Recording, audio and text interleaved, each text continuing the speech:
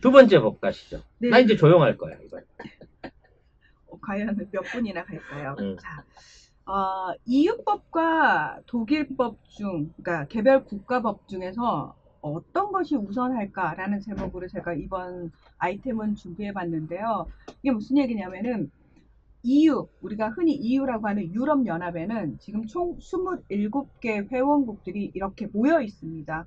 그런데 EU라고 주로 이제 뉴스 기사에서 나오고 항상 EU 이렇게 단위로 묶이다 보니까 이제 의문이 드는 거죠. 과연 아니 EU에 참여는 하고 있지만 각 사안별로 EU에서 또 만들어 놓은 법률이라든지 규정들이 있을 거고 각 국가의 법률이나 규정이 있을 텐데 이게 만약에 상충하게 되면 또는 EU의 법률에 또는 규정에 반대하는 회원국의 입장에서는 이 부분은 어떻게 조율을 할까?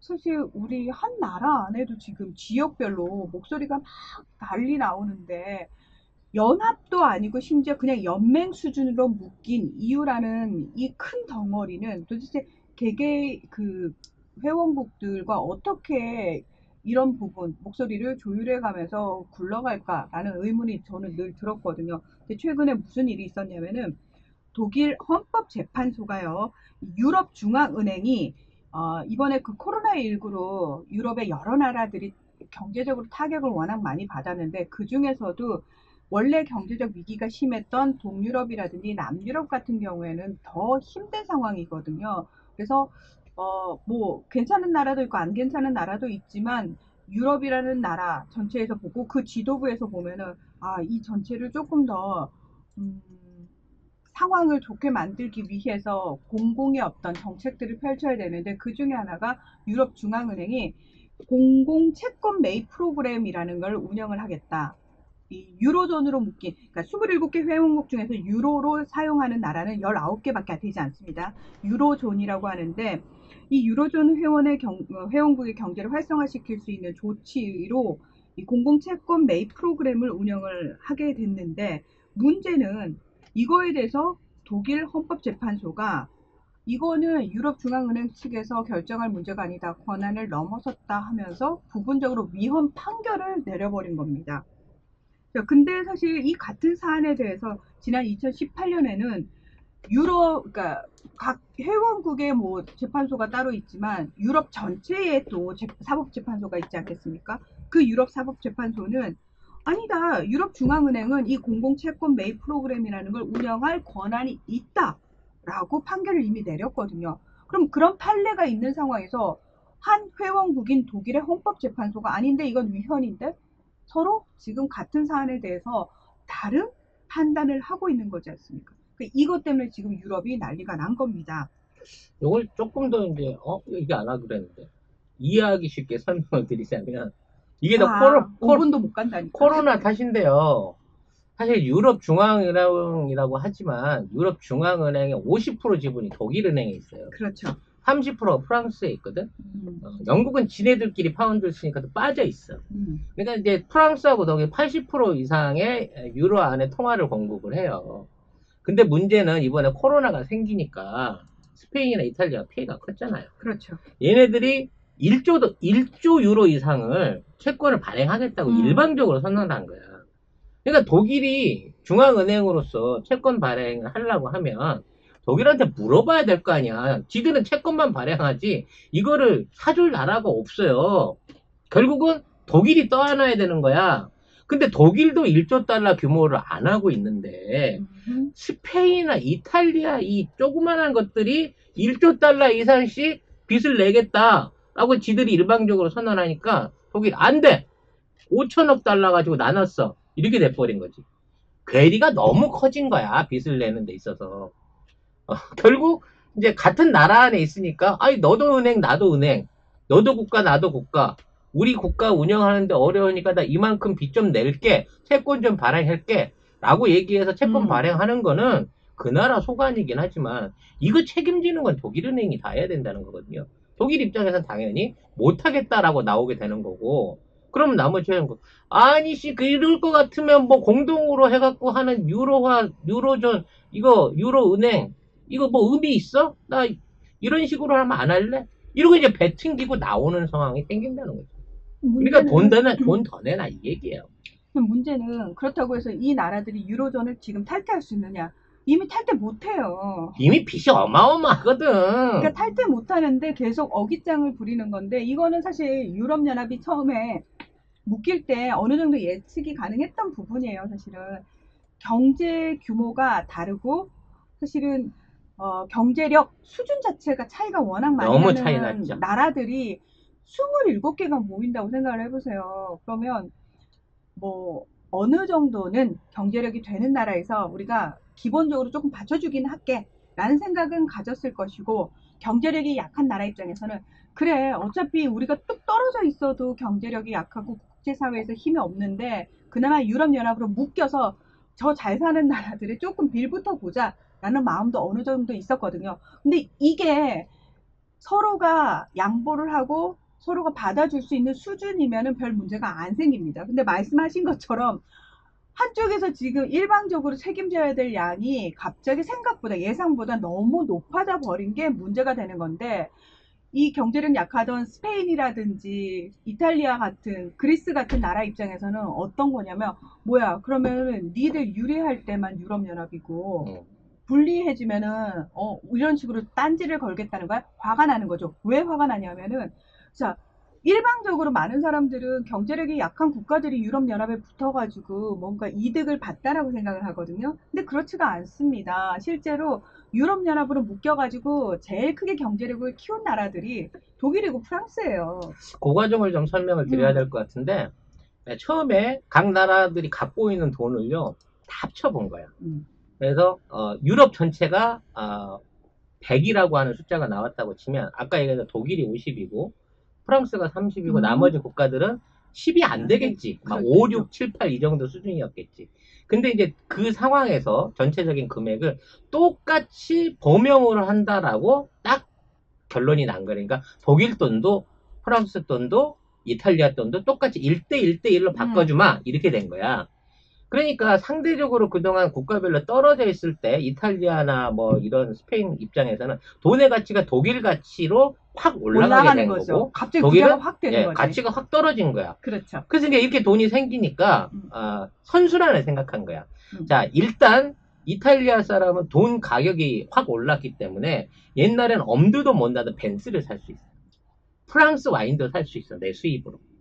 또 독일 입장에서는 그동안에 이제 굉장히 싸게 갔어. 스페인 여행이나 이탈리아 여행 같은 거 싸게 갔는데 이제 비싸게 가야 돼. 돈 가치가 같아졌으니까. 그렇죠. 이렇게 되면서 관광 수입하던 나라들은 계속 관광으로 돈 벌고, 독일이나 이런 나라들은 공업으로 계속 벌겠지. 그렇죠. 제조업이 워낙 발전을 했으니까 커다란 내수 시장이 생긴 거예요. 그러니까 독일 입장에서는 자동차를 실컷 팔아먹고 그렇죠. 관광은 안 가버렸어. 그럼 어떻게 될까요? 그나마 있던 관광 수입은 줄면서 다른 나라들에 있었던 국부들이 독일 제조업 제품들한테 쪽쪽 빨리게 되면서 굉장히 옛날보다 더 가난해져 버리고, 독일하고 프랑스는 옛날보다 훨씬 부자가 된 거야. 그러니까 나머지 국가들이 야 이거 뭔가 합리적으로 안 돼. 너 너무 우리한테 많이 벌어갔어. 좀 부채를 좀 땡겨 주든가, 아니면 니네들이 뭐 보상금 같은 쪽 지원금을 좀 줘. 그러니까 야 내 돈 빌려줄게. 그러고 빚을 신나게 나눠준 거죠. 그럼 이 빚을 받아가지고 지네 나라에서 뭐 경제 발전을 한다든지 관광 인프라를 해결하든지 이런 쪽으로 투자한 게 아니라 이걸로 또 벤츠를 샀어. 그렇게 되니까 결과적으로 어떻게 됐냐, 각 국가들의 재정도와 신용도가 엄청나게 떨어져 버린 거고, 그런 나라들이 대표적으로 관광에 의존하던, 자체적인 산업 기조가 없었던 기반이 없던 그리스나 스페인이나 이탈리아 같은 나라들이 제일 큰 피해를 입었다는 거죠. 네, 덕분에 이제 우리가 괜히 유로로 바뀌었기 때문에 비싸게 여행을 가게 되는 피해를 입게 됐는데, 저도 딴 나라 사람들은 갈 수가 없게 된 거야. 이제 비싸져가지고. 너무 비싸니까. 저 2000년에 유럽 갔을 때 2003년에 유럽 갔을 때 1유로가 1,400원이었거든요. 겁나 비싸잖아요. 달러보다 더 비쌌네. 네, 더 비쌌어요. 맞아요. 그 당시에? 네, 맞아요. 더 비쌌어요. 그래서 저 진짜 지금 제일 후회되는 게 뭐냐면, 그때 거기서 조그마한 샌드위치 있잖아요. 그 유럽 애들은 바게트 샌드위치, 큰 샌드위치 그게 한 햄이랑 살라미 다 다 익은 들어간 거. 다리 다 들어간 거 그거 한 6유로밖에 안 했는데 자꾸 머릿속으로 계산을 하게 되니까 뭐 이게 8,000원이야. 그걸 하나를 못 사 먹었던 그때는 살생하던 시절인데 먹어도 되는데 그래서 아유, 돌아오고 났는데 그게 계속 머리에서 아른아른하더라고요. 그 야, 경험해봤으면 좋았을 텐데. 그 빵 프랑스 빵에 독일 소세지였을 텐데 너무 그러니까요. 아깝네요. 예. 네. 아무튼 예. 터키는 유럽연합 아닙니다. 네. 터키는 나토라고 해서 북대서양 조약기구죠. 미국과 유럽이 함께 결성한 안보기구에는 들어가 있지만 유럽연합은 아닙니다. 유럽연합은 터키가 계속해서 우리 회원국 시켜줘 라고 했을 때 이것저것 계속 핑계를 대면서 안 받아줍니다. 왜 안 받아주냐면 터키의 인구수가 겁나 많습니다. 지금은 1억 천인가? 네, 그 네. 1억이 넘어가죠. 근데 독일이 지금은 인구수가 제일 많거든요. 8천만 명이 넘어가요. 근데 유럽 연합에 우리가 생각하는 유럽 연합은 정치 경제 공동체이기 때문에 그 지도부가 이렇게 있어요. 있는데 거기에 의회가 있거든요. 그 의회에 의원 그 국가마다 의원 할당량을 인구수에 비례해서 줍니다. 자, 터키가 들어오게 되면 터키가 제1의 나라가 됩니다. 의원수 할당량으로는. 그렇게 되면 모든 결정 권한이 이슬람을 표방하는 터키 쪽으로 쏠릴 가능성이 크기 때문에 특히나 에르도안이 들어왔기 때문에 더더욱 유럽연합에서 받아주지 않을 가능성이 커졌습니다. 2005년부터 유럽연합과 유럽연합 가입을 위한 협상을 하고 있는데 그때 이제 유럽연합은 이런 것들, 그러니까 비민주적이고 비인권적인 것들 뭐 고쳐라, 사형제 폐지해라 이런 얘기들 계속 조건을 걸었고 터키가 거기에 맞추려고 막 노력을 하다가 에르도안이 탁 독재 비슷하게 가고 나서부터는 우리가 안 해. 이러면서 사형제 부활법 시키고 유럽연합에서 기겁할 만한 비민주적이고 비인권적인 행동들 막 하고 있는 거죠. 그래서 제가 봤을 때는 터키는 영영 유럽연합에 못 들어간다. 이렇게 보시면 될 것 같습니다. 자, 근데 결국은 이제 이 코로나로 인해 가지고 위기를 맞은 건 맞지만 사실 이탈리아, 스페인이 자기들 경제 규모의 그 지금 정도의 그 1,300조 이상의 어떤 그 자금을 요구한다고 하는 거는 조금 오버한 측면이 있어요. 근데 더 중요한 건 이게 단기적으로 그 돈을 다 준다고 하더라도 줄 리도 없지만 네. 이 나라들이 살아날 가능성이 없다는 거야. 맞아요. 지금 이 백신이 개발이 돼가지고 지금의 이제 국제적인 여행 금지가 풀리지 않으면 관광으로밖에 못 먹고 사는 이 나라들은 GDP를 제대로 벌어 들일 수가 없어요. 그러면 뭐 어떻게 굶어 죽지 않으려면 다른 나라로 가갖고 낮은 임금으로 가서 독일에 가서 노가다 뛰든가 아니면 독일이 지원해주는 자금으로 갖고 이거를 이제 카바를 쳐야 되는데 먹고 살아야 되는데 그래도 메르켈 총리는 이 주의, 그게 독일을 합쳐서 가자라고 하는 헬무트 코홀한테서부터 받은, 스승님한테서 받은 사항이 있었기 때문에 그나마 지원을 좀 해줬어요. 그러니까 메르켈 총리는 정말 유럽 통합주의자입니다. 네. 가장 통합주의자입니다. 근데 이 언니가 그만두시게 됨으로 인해가지고, 그렇죠. 이제 앞으로 새롭게 들어오는 우익파가 주도를 하는 독일이나 프랑스는 절대 이런 나라들에 돈 안 줍니다. 네. 부채 탕감도 안 해줄 거예요. 맞아요. 그러면 모라토리엄 선언하고 우리 그냥 굶어 죽을 게 하고 시위할 수밖에 없는 거예요. 네. 내란 일어나고 불황자들 늘어나고 난민 늘어나고 독일의 사회 문제를 엄청나게 일으킬 겁니다. 유럽에 있는 모든 난민들이 중동에서 오는 게 중요한 게 아니라 유럽에 있는 난민들이 전부 다 영국이나 독일, 프랑스로 몰려갈 거거든. 먹고 살아야 되니까. 그렇죠. 그러니까 이게 이 유럽 내에서는 쉥겐 조약이라고 해가지고 물자와 사람의 이동이 굉장히 자유롭습니다. 그러니까 쉥겐 조약으로 묶인 나라들은 특별히 비자를 발급받거나 하지 않아도 마음대로 이동을 할 수가 있어요. 굉장히 그러니까 한 나라 안처럼 돌아다닌단 말이죠. 근데 무비자인 거지. 그렇죠. 그래서 이 쉥겐 조약 안에 유럽 연합의 나라들 플러스 어느 나라들이 있냐면 스위스, 리히텐슈타인, 노르웨이, 아이슬란드 이 네 나라도 들어가 있어요. 이 나라들은 EU 아닙니다. EU 아니지만 쉥겐 조약에 돌아다닐 가입되어 수는 있는 있구나. 국가들입니다. 이 나라 위험하다. 왜요? 이 나라로 몰려간다. 네. 일단 근데 아마 그렇게 되면 이 나라들은 제가 봤을 때는 나름의 방법을 강구할 거예요. 왜냐하면 EU에 제한을 받지 않는 나라들이기 때문에 국경 폐쇄하겠죠. 그렇죠. 국경 네. 폐쇄하면 돼요. 그러니까 실제로 왜 이 나라들이 그럼 유럽연합으로 안 들어갔냐? 이 나라들은 경제력이 나름 탄탄한 나라들입니다. 굳이 유럽연합이라는 곳에 속하지 않아도 먹고 살 게 좋은 거죠. 그러니까 주판화를 튕겨봤을 때 우리가 유럽연합으로 들어가서 얻는 게 많은지 아니면 밖에서 독립적으로 국가를 유지하고 있는 게 더 유리한지를 주판화를 다 튕겨봤겠죠? 그러면 이 네 나라는 안으로 들어가면 손해가 더 크다라는 계산이 떨어진 겁니다. 그렇기 때문에 들어가지 않은 거죠. 이렇게 되면 이제 독일이 더 이상 EU에 대한 부양을 책임지지 않고 EU는 어쩌면 이제 붕괴될 수도 있다. EU 자체가. 그러니까 이제 독일의 정권이 어느 쪽이 들어서느냐. 두 번째, 자 독일이 만약에 뭐 우파 쪽이나 극우 쪽이 들어서가지고 유럽연합에 대해서 회의적인 반응이 좀 강하게 나온다 그러면 언제든 프랑스는 사실 치고 나올 마음이 있거든요. 그래서 프랑스에 또 어떤 정권이 들어서냐에 따라서 달라요. 그러니까 지금은 마크롱도 유럽 통합주의자입니다. 그렇기 때문에 근데 단 내가 왕이 되는 내가 최고의 정점에 서 있는 유럽 통합주의자입니다. 그래서 오지랖 넓게 아프리카부터 시작해가지고 본인이 어떤 국제 분쟁의 중재자로 막 나서려고 막 노력을 하는 이유가 뭐냐면 본인이 왕 노릇을 하고 싶기 때문에 지금 앞에 나서고 있는 건데 만약에 프랑스에서도 우파라든지 극우주의자가 정권을 잡게 되면은 또다시 유럽연합은 위험해질 수밖에 없다라는 거죠. 아니나 다를까 그러니까 많은 지금 전문가들이 이번 코로나19 사태가 유럽연합의 분열을 가속화시킬 것인가에 대해서 굉장히 많은 이야기들을 하고 있습니다. 실제적으로. 그래서 유럽 국가들이 빨리 치료제 내지는 백신을 확보를 하려고 하는 이유가 그건 거예요. 지금 저 나라들을 살려주려고 하면 관광부터 이렇게 인적 물적 그 교류를 먼저 풀어줘야 되거든요. 그렇죠. 근데 이거 없이 풀어준다는 거는 자국민 목숨을 위협받는 상황인 거예요. 솔직히 스페인과 이탈리아가 지금 서서히 종결 선언을 해나가려 그래요. 왜? 못 살아. 너무 힘드니까. 힘드니까. 근데 대책 없이 해. 요런 나라가 몇 있어. 베트남이 이미 종결 선언했고요.